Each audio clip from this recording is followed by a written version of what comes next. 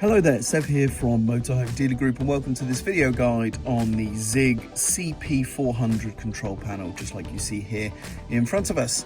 This is going to be a video guide showing you how to operate this control panel and to interpret the information it presents to you so that you're going to feel comfortable using this control panel in your leisure vehicle. Now, we're not going to be covering any troubleshooting or problem solving, so if you are experiencing issues with your control panel, then please consult your documentation and instruction manuals or seek the help of a technical professional. This really is just a quick start video guide to get you up and running using this control panel in your leisure vehicle. So let's get started. So let's start by talking about the layout of the control panel.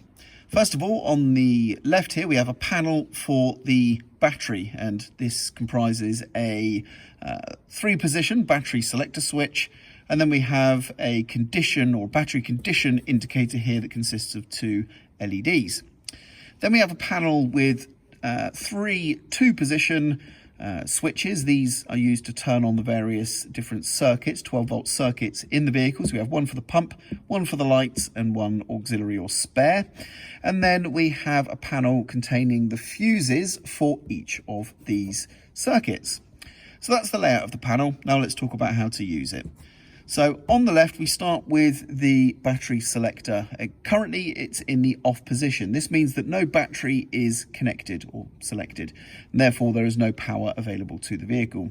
And what we're going to do is we're going to choose a battery to connect to. We have 2 positions. The top position is car, and this is typically referring to the vehicle battery, which of course can also be called the engine battery or starter battery, but that's basically your vehicle's main engine battery there. And then van is the habitation or leisure or auxiliary battery. Obviously, in a leisure vehicle, typically you're going to want to select the leisure battery because that is the battery intended to power the leisure vehicle, basically. Now, you can select car, and I would advise doing this purely just to check the voltage is still good and that you have good battery condition. But really, you should be using the van or leisure battery almost exclusively when it comes to powering your leisure vehicle. Now, when we select a battery, the condition is indicated here in the small sub-panel. So the green LED illuminating says normal. This basically means that we have sufficient voltage in the battery to use the leisure vehicle as intended. And then should the voltage in the battery get too low, the red indicator will illuminate. And that means ideally you need to start getting your battery recharged. Now, bear in mind, if you are plugged into a mains electric source and you have a mains electric battery charger in your leisure vehicle, then you may see this indicator showing normal when the battery is on charge. What I would recommend, if you want to then know if you actually have fully charged your battery, after a period of being on charge, disconnect the mains electric charger or turn it off, wait sort of 5 to 10 minutes for the battery to settle, and then come and check the battery condition at that point, and that will indicate whether or not you have sufficient voltage after charging. So once we've selected a battery and we have verified that the condition is good enough for us to make use of the battery, we can then turn on the required circuits here. So if we want our water pump to operate, we would turn on the water pump switch here by flicking it into the down position, and that now means the water pump has electrical power. Likewise, we can do the same for our vehicle lighting by flicking the light switch into the down position. You may have just noticed this vehicle's lights have now come on. You may have individual light switches for your lights to sort of have more direct control, but you need the light switch on here for those to operate. And then lastly, we have the auxiliary, which is basically a spare. Now, this is entirely vehicle dependent as to what this is actually going to be powering.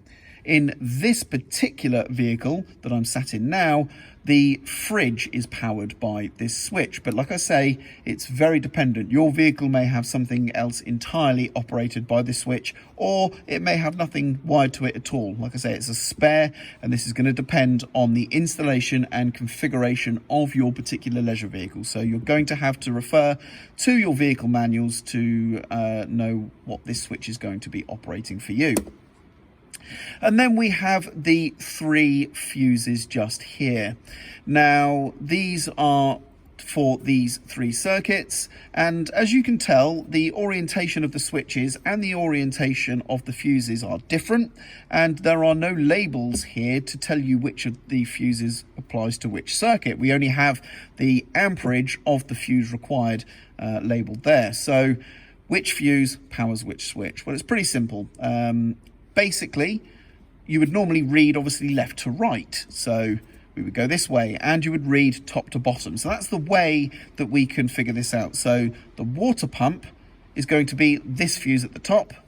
The middle switch here, the lights, is going to be this fuse just here, and then the auxiliary on the right is going to be the bottom fuse just there. So hopefully that makes sense. So pump is the top fuse, lights is the middle fuse, and auxiliary is the bottom fuse. So if you have an issue, of course, with that particular sub-circuit, you can inspect the fuse. It's just a small screwdriver needed here. They are only plastic, so don't over tighten these when you're replacing them back in, but with a screwdriver you can undo these and extract the fuse to inspect or replace. And that is essentially it for the control panel. Now, to power down, you would turn off the individual switches like so, and then lastly turn off the battery selector switch like so. There we go, that about wraps up the video guide for the Zig CP400 control panel. I hope you found this video useful. I'm Sev, and thank you very much for watching.